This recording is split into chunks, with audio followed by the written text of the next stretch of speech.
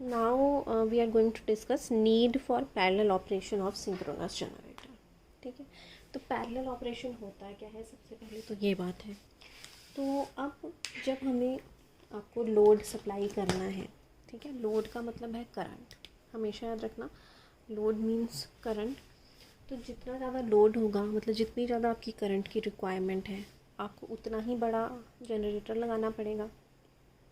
ठीक है, पर एक्चुअल में हम इतना बड़ा जनरेटर लगाना फिजिबल नहीं होता है।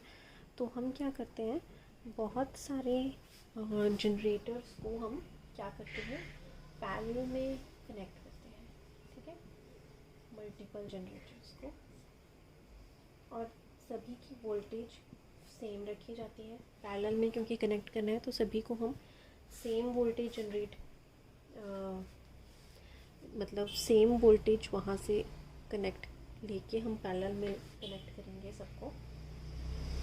ठीक है, फ्रीक्वेंसी सबकी सेम रखी जाती है।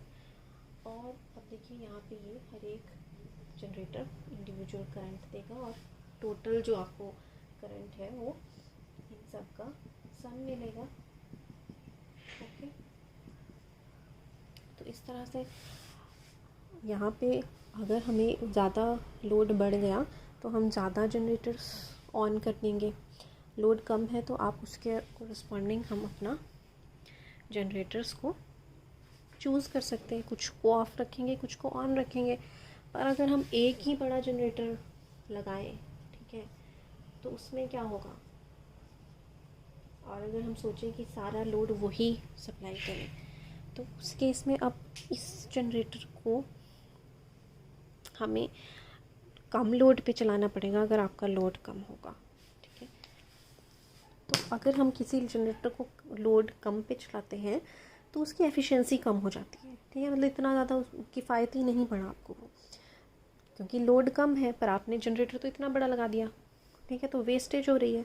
तो उसके कंपैरिजन में हम स्मॉल कैपेसिटी के जनरेटर्स को लगाते हैं, लोड के अकॉर्डिंग आप फर्दर उसको स्विच ऑन या स्विच ऑफ कर देते हैं। तो ये बहुत इम्पॉर्टेंट है और सबको पता होना चाहिए। तो हम अभी कुछ इसके एडवांटेजेस देखेंगे, पैरेलल ऑपरेशन के क्या क्या एडवांटेजेस हैं। आप अभी यहीं से बता सकते हैं। एक तो हो गया कि इतना बड़ा जनरेटर एक बनाने में अनइकोनॉमिकल है। ठीक है, तो उसके करस्पॉन्डिंग हम स्मॉल जनरेटर्स बनाते हैं। दूसरा हो गया कि अगर आपको मेंटेनेंस करेंगे अगर, तो इसको लाइन को आपको कट ऑफ करना पड़ेगा। इस केस में अगर हम इनका मेंटेनेंस करें तो हम शेड्यूल कर सकते हैं, मतलब बारी बारी कर सकते हैं। पहले आप इसकी कर लो तो बाकी 3 आपका लोड सप्लाई कर सकते हैं। पूरी लाइन को आपको कट ऑफ करने की ज़रूरत नहीं है। ठीक है, और अगर कैपेसिटी बढ़ जाती है तो हम फर्दर और इसके पैरेलल में इंक्रीज़ कर सकते हैं। तो बहुत सारे एडवांटेज अभी हम स्टडी करते हैं। अब आप नोट कर लीजिए, फर्स्ट पॉइंट है इट इज़ नॉट फिजिबल।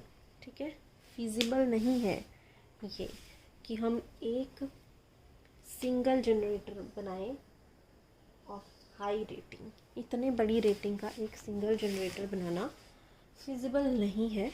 ठीक है, क्यों फिजिबल नहीं है?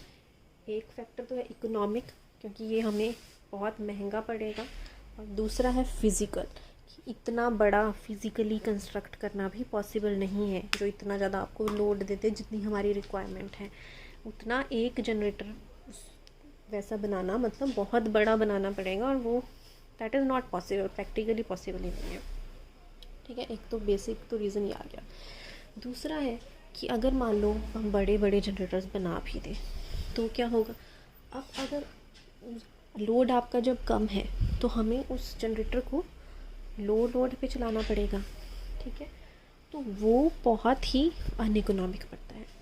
सेकेंड पॉइंट है, it is uneconomic to operate large alternator on low load. जब भी हम किसी भी जनरेटर को कम लोड पे चलाते हैं, जितनी उसकी कैपेसिटी है उससे आप बहुत कम लोड पे अगर चलाएंगे तो उसकी एफिशिएंसी बहुत कम होती है और बहुत अनइकोनॉमिक आपको वो पड़ता है। तो उसके बजाय हमने क्या किया, यूनिट्स का यहाँ से हमने जनरेटर से ही मतलब लिया है कि बहुत सारे जनरेटर्स आप लिख सकते हैं इधर, generators are connected in parallel, ठीक है। बहुत सारे यूनिट्स को हमने पैरेलल में जोड़ दिया, मतलब यहाँ पे आप जनरेटर्स भी लिख सकते हैं, बहुत सारे जनरेटर्स को हमने पैरेलल में जोड़ दिया।